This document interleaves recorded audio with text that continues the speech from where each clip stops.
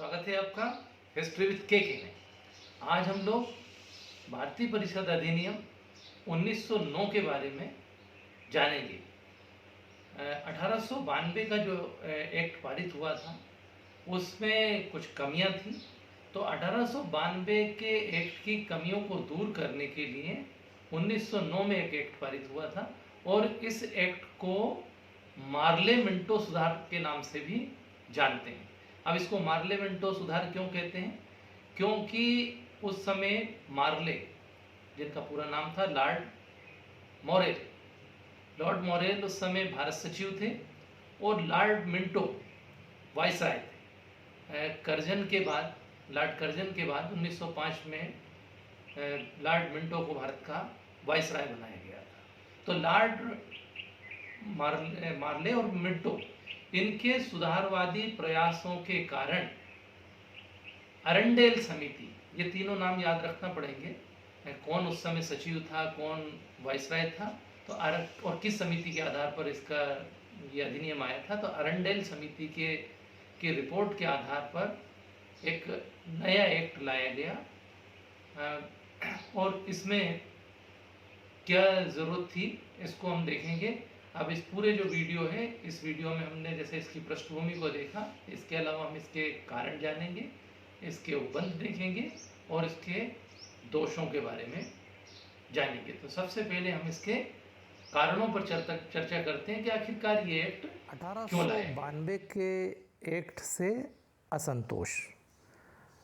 1892 में जो एक्ट पारित हुआ था, भारतीय परिषद अधिनियम 1892, वो यद्यपि बहुत अच्छा था, बहुत सारे नए प्रावधान किए गए थे, परंतु उस एक्ट में बहुत सी कमियां थी जिनके कारण भारतीयों में असंतोष की भावना थी। जैसे उसमें पूरक प्रश्न पूछने की आज़ादी नहीं थी, परिषदों पर भी अनेक प्रकार की रोक लगाई गई थी, व्यवस्थापिका भी उसमें काफ़ी हद तक प्रभावहीन थी और सदस्य संख्या भी अपर्याप्त थी।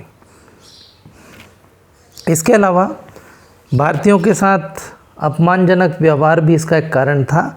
भारतीयों के साथ निरंतर यहाँ भी और विदेशों में भी, दोनों जगह अपमानजनक व्यवहार हो रहा था और ये अपमानजनक व्यवहार काफ़ी हद तक जिम्मेदार था नीतियों के कारण।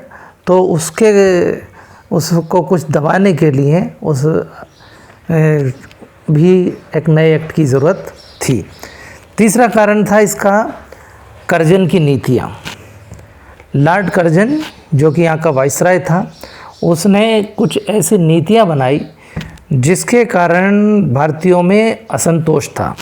जैसे 1904 में विश्वविद्यालयों की स्वायत्तता को उसने ख़त्म किया और वहाँ पर ब्रिटिश प्रभाव को बढ़ाया। इसके अलावा 1905 में बंगाल का विभाजन किया गया। तो बंगाल विभाजन कर्जन का एक बहुत ही खराब कार्य था। उसके कारण उसने बंगाल की जो एकता थी, हिंदू मुसलमानों के बीच जो एकता थी, उसको भंग करना चाहा और उसका बड़ा विरोध भी हुआ। तीसरा जो कारण था वो अगर देखें तो अंग्रेज़ों का ये प्रभाव बढ़ाना चाहता था। तो इसलिए कर्जन की नीतियाँ इस तरह की थी जिन्होंने निराशा उत्पन्न की थी, तो उसके कारण कुछ संशोधन की ज़रूरत महसूस की जा रही थी। एक और अगर कारण देखें हम, तो भारतीय राष्ट्रीय कांग्रेस की विभिन्न मांगें थी। हम जानते हैं कि 1885 में भारतीय राष्ट्रीय कांग्रेस की स्थापना हुई थी और इस स्थापना के बाद इसका जो उदारवादी धड़ा था वो निरंतर संशोधन की मांगें कर रहा था, निरंतर कुछ मांगें थी उसकी, और उसको अपने पक्ष में बनाए रखने के लिए ये ज़रूरी था कि कुछ संशोधन किए जाएं, भारतीयों की संख्या को बढ़ाया जाए। उग्रवादी आंदोलन भी इस समय बढ़ चुके थे। कांग्रेस का एक धड़ा उदारवादी था और दूसरा उग्रवादी दल था, जिसका शांति में विश्वास नहीं था, अनुनय विनय में विश्वास नहीं था। उसका मानना था कि इस तरह से सरकार के सामने मांगे रखना एक तरह भिक्षावृत्ति की नीति है, तो इसको त्याग करके उसका मानना था कि ईंट का जवाब पत्थर से दिया जाए और उग्रता से काम लिया जाए, तब जा कर के कहीं ब्रिटिश सरकार को समझ आएगा। तो सरकार संशोधन करके उग्रवाद को भी कुछ हद तक दबाना चाहती थी। इसी समय कुछ विदेशी घटनाएं भी ऐसी घटित हुई जिनके प्रभाव से संशोधन आवश्यक हुए, जैसे कि 1905 में रूस जापान युद्ध हुआ और इस रूस जापान युद्ध में जापान जैसे छोटे देश ने रूस को पराजित कर दिया। इसी प्रकार से अबिसिनिया ने भी इटली पर विजय प्राप्त की। तो इन घटनाओं ने भारतीयों में एक जोश भर दिया और इधर सरकार को लगने लगा कि आंदोलन कहीं उग्र ना हो जाए, इसलिए कुछ संशोधन करना उपयुक्त समझा। एक और कारण था इसमें, वो था अंग्रेज़ों की फूट डालो और राज करो की नीति। इस समय तक ब्रिटिश सरकार को समझ में आने लगा था कि भारतीय राष्ट्रीय आंदोलन धीरे धीरे चरम पर पहुंचेंगे और इसमें हिंदू मुसलमानों को अलग अलग करना ज़रूरी है। तो उनकी कुछ ऐसी नीतियां थी जिसको प्रोत्साहित करके उन्होंने कर्जन ने जैसे शुरुआत कर दी थी और आगे चल कर के फुल्लर जो कि प्रांतीय गवर्नर था, उसने इस नीति को और अधिक प्रोत्साहित किया और आगा खां के नेतृत्व में एक प्रतिनिधिमंडल ब्रिटिश सरकार से मिला और उसने पृथक निर्वाचन क्षेत्र की अपने लिए मांग की, कुछ मुसलमानों के लिए अतिरिक्त सुविधाओं की मांग की। यद्यपि जो मार्ले थे वो फुल्लर के विचारों से भी सहमत नहीं थे और आगा खां के इस प्रस्ताव से भी सहमत नहीं थे। वो मिश्रित निर्वाचन पद्धति चाहते थे, लेकिन मिंटो को एक अच्छा अवसर नज़र आया कि 6 करोड़ मुसलमानों को राष्ट्रीय आंदोलन से अलग किया जा सकता है। तो उसने इसको मान्य किया और कुछ इस तरह के, जिनका हम आगे पढ़ेंगे इसमें धाराओं में, कि किस तरह से पृथक निर्वाचन की व्यवस्था करके और हिंदू और मुसलमानों के बीच फूट डाली गई। इंग्लैंड में उदारवादी दल की विजय। 1905 में इंग्लैंड में उदारवादी दल विजय हुआ और उदारवादी मंत्रिमंडल का गठन हुआ। तो उदारवादी जो दल था वो कुछ सुधार करना चाहता था और इसीलिए उसने मार्ले को भारत सचिव बना करके भेजा था, वो भी सुधारवादी था। तो सुधारों इसलिए भी 1892 में के बाद एक नया एक्ट 1909 लाया गया।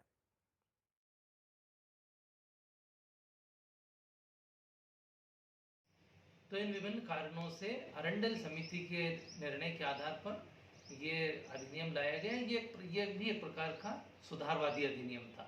तो इसमें हम इसके प्रमुख कानून निर्मात्री परिषद, इस अधिनियम के अंतर्गत कानून निर्मात्री परिषद का नाम पहली बार व्यवस्थापिका सभा रखा गया। तो ये एक नया परिवर्तन था।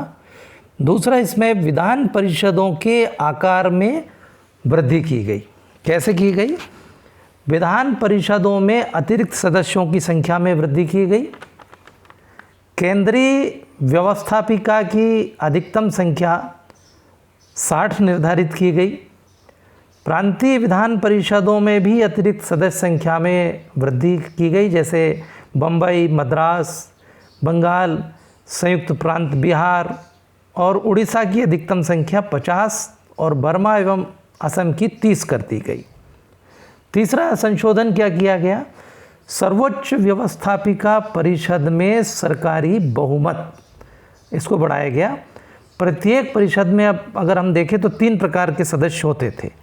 एक नामांकित सरकारी सदस्य होते थे, दूसरे नामांकित गैर सरकारी सदस्य होते थे और तीसरे प्रकार के निर्वाचित सदस्य होते थे। ये व्यवस्था थी उसकी। तो केंद्रीय व्यवस्थापिका परिषद में सरकारी सदस्यों का बहुमत रखा गया। सर्वोच्च व्यवस्थापिका परिषद में 37 सरकारी तथा 23 गैर सरकारी सदस्य थे। सरकारी सदस्यों में से 28 का गवर्नर जनरल मनोनीत करता था इनको और शेष पदेन सदस्य होते थे। गैर सरकारी सदस्यों में से 5 गवर्नर जनरल द्वारा मनोनीत और शेष 27 निर्वाचित होते थे। इस तरह से सदस्य संख्या तय की जाती थी।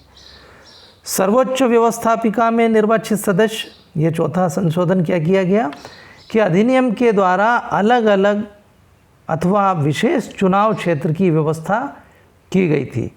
शेष स्थान नगरपालिका सभाओं तथा जिला बोर्डों को मिलते थे, जिन्हें सामान्य निर्वाचन क्षेत्र कहते थे। प्रांतीय विधान परिषदों में गैर सरकारी बहुमत, ये 5वां संशोधन था। इस अधिनियम के द्वारा प्रांतीय परिषदों में गैर सरकारी बहुमत था। लॉर्ड मार्ले का मानना था कि इससे सरकार पर कोई प्रभाव नहीं पड़ेगा, क्योंकि वास्तविक शक्ति उसके पास नहीं थी, प्रांतीय के पास, और दूसरे गवर्नरों को वीटो का अधिकार था। छठा, इसमें सदस्यों की योग्यताएं तय की गई।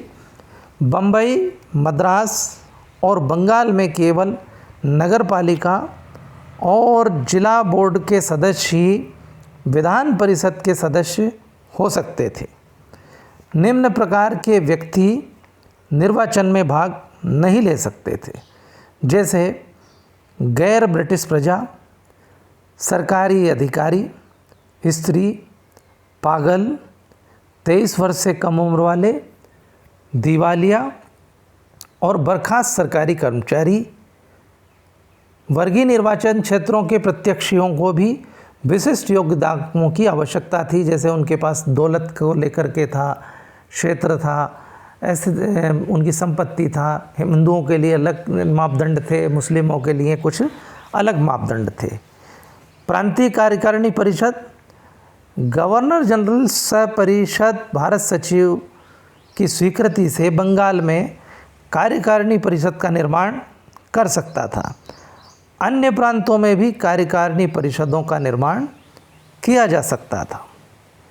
8वां है विधान परिषद के कार्यक्षेत्र का विस्तार। सदस्यों को पूरक प्रश्न पूछने का अधिकार दिया गया।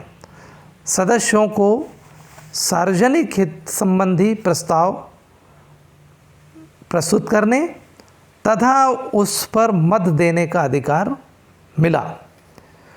कार्यकारिणी परिषद में भारतीयों की नियुक्ति। ब्रिटिश नौकरशाही के विरोध के बावजूद ब्रिटिश मंत्रिमंडल ने कार्यकारिणी परिषदों में भारतीयों की नियुक्ति को मंजूरी दे दी। 2 भारतीयों केसी गुप्ता और सैयद विलग्रामी भारत सचिव की काउंसिल का सदस्य और एक भारतीय सर SP सिन्हा को गवर्नर जनरल की कार्यकारिणी परिषद का सदस्य मनोनीत किया गया है। नाम आप याद रखें, क्योंकि परीक्षाओं में इस तरह के प्रश्न पूछे जाते हैं। सांप्रदायिक और पृथक निर्वाचन पद्धति। विभिन्न वर्गों, हितों और जातियों के आधार पर निर्वाचन की व्यवस्था की गई। मुसलमानों, जमींदारों, व्यापारियों आदि के लिए पृथक निर्वाचन क्षेत्र की व्यवस्था की। यहाँ समझ लें कि आरक्षित क्षेत्र नहीं थे, पृथक निर्वाचित क्षेत्र। पृथक निर्वाचित क्षेत्र का मतलब यहाँ ये था कि मुस्लिम क्षेत्र के कोई क्षेत्र है, वहाँ से कोई अगर मुस्लिम को के लिए आरक्षित कर दिया वो स्थान, तो वहाँ पृथक निर्वाचन का ये मतलब था कि वहाँ वोट भी मुसलमान ही देंगे, दूसरा व्यक्ति वोट नहीं देगा। इस तरह की ये व्यवस्था इसमें की गई थी। ये सांप्रदायिकता यहाँ से उन्होंने शुरू की थी हिंदुओं और मुसलमानों को बांटने के लिए। आइए अब इसके हम दोष देख लेते हैं। भारतीय देश में उत्तरदायी सरकार की स्थापना के लिए मांग कर रहे थे, किंतु सुधार अधिनियम से उनकी आशाओं पर पानी फिर गया। मुसलमानों के लिए पृथक चुनाव प्रणाली की स्थापना से भारत की राजनीति में घातक परिपाटी का प्रारंभ हुआ। इससे सांप्रदायिकता को बढ़ावा मिला। मॉन्टेस्क्यू चेम्सफोर्ड रिपोर्ट के अनुसार इस अधिनियम ने भारतीयों की किसी भी राजनीतिक आकांक्षा का उत्तर नहीं दिया। अंग्रेजों ने भारतीयों को जो भी राजनीतिक अधिकार प्रदान किए, उनमें चुनाव व्यवस्था के द्वारा भारतीयों के धार्मिक और सामाजिक मतभेदों को कानूनी स्वीकृति प्रदान की गई थी। सुधार के पीछे कोई निश्चित उद्देश्य न था तथा उनमें निर्देशन की भी कमी थी। इस अधिनियम ने हिंदू व्यवसायी वर्ग पर खास प्रतिबंध लगाए हुए थे। मतदान के लिए शर्तें कठोर और विस्तृत संपत्ति का स्वामी होने पर आधारित थी। इस प्रकार से इस अधिनियम में अनेक दोष थे। यही कारण थे कि बाद में जाकर के और 1919 का एक्ट भी लाया गया।